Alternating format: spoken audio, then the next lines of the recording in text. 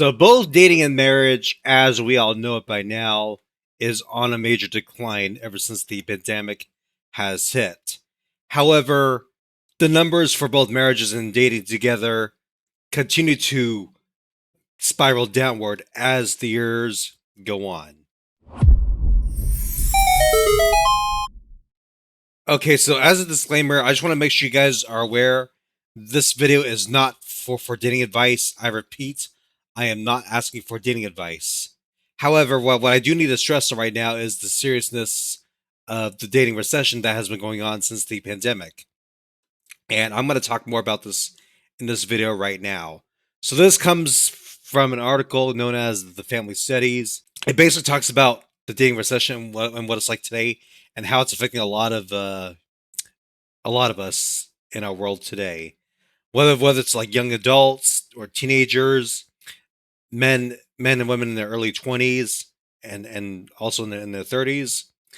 However, this article doesn't really say everything that needs to be said on here. I'll read some of it in this video, but I'm not going to go through the whole thing. But I do want to, at least bring up what the article did not say and why this is vital to know and understand. So this is titled "State of Our Unions 2026: The Dating Recession." This was back in February of 2026, by the way. How bad is it, and what can we do? A view through the 2025 National Dating Landscape Survey. I don't have to review all that, do I? Okay. So it says here, young adults today are living in a depressed dating economy. In this 2026 State of Our Unions report, we pursued greater insight on the challenges of contemporary dating through the 2025 National Dating Landscape Survey. A nationally representative sample of 5,275 unmarried young adults ages 22 to 35 in the United States. We focus mostly on the dating experiences of those single young adults who expect to marry. So, what did we learn exactly? It says here that overall, we found evidence that many young adults are experiencing a dating recession during their prime dating years. Most young adults are not dating much and are struggling with significant barriers to initiating dating relationships and pursuing their desire to one day marry and have a family. Well, I'm actually one of those people, by the way. I'll get more to that later. Most young adults across our country endorse relatively traditional purposes for dating and do not express an overt fear of commitment. But many lack the needed skills for dating and the resilience to handle the natural ups and downs of relationship starts and stops along the journey of dating. Here are some of the key trends that we found. So the first one trend here says only 1 in 3 of young adults are actively dating. Wow, that is a major red flag there. Only about 30% of young adults reported that they are dating, either casually or exclusively.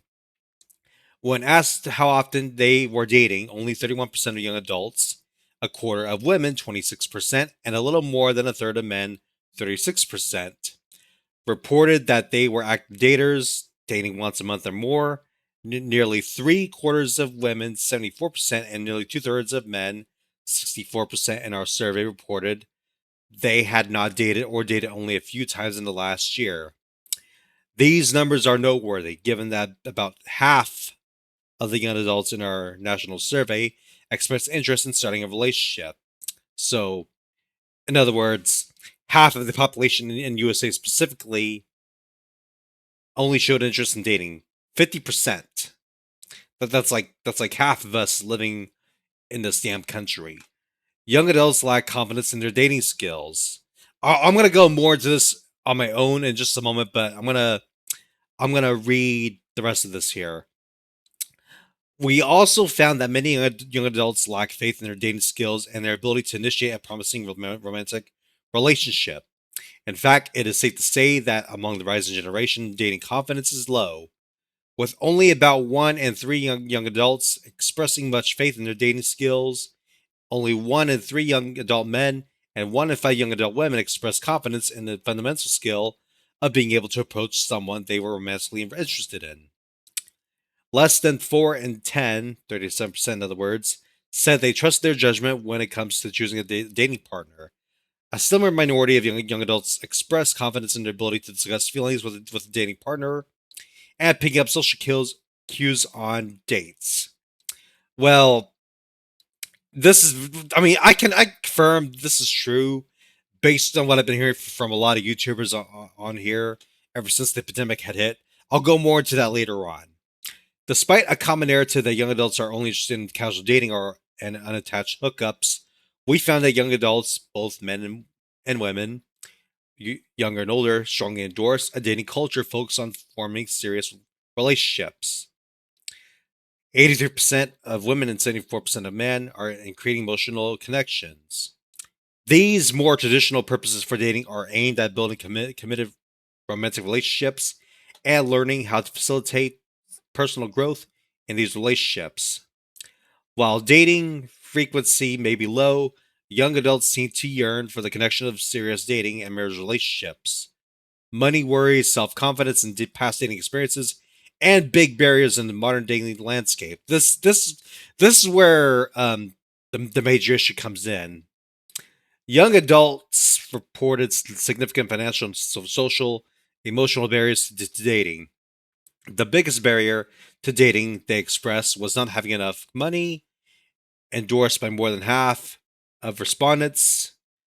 Contemporary dating is often focused on commercial activities, and young adults often feel they can't afford to date in this way.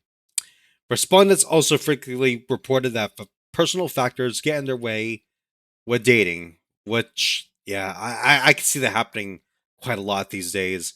And YouTubers, a lot like strong successful male, excuse me, strong successful male talked a lot about this too. At the top of this list were lack of confidence and bad dating experiences in the past. Okay, I'm gonna stop reading this article and address some matters that were not discussed here. Over the last 10 years of my life, I have noticed this whole thing where women on social media especially will basically just use men as some kind of pawn to get like an ego boost on social media, whether it's Instagram, Facebook, Twitter, or even on a freaking dating site. You cannot make this shit up. It really annoys the hell out of me that most of the media that realize this don't really go into discussing how women just use social media as a way to play these stupid games with a lot of men. A lot of women do this. I'm not saying all women do this, but a lot of women do. It never fails to upset me with how the media portrays us as.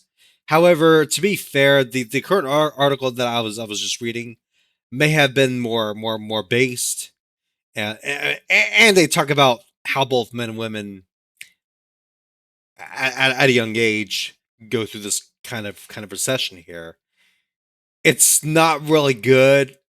I don't really want to see a world where marriage is no longer an option for a lot of people. I mean, it's good to be married to people, but if you're gonna get married to someone, don't do it for the sake of social media, because that's just gonna come back and haunt you. Anyway, so I don't really have much else to say about this matter. I do need to stress on the fact though that you got to be careful with who you date in this day and age, because there's always a chance that you could be used as a pawn or even a chess piece to be sacrificed to be used for for an ego boost on social media.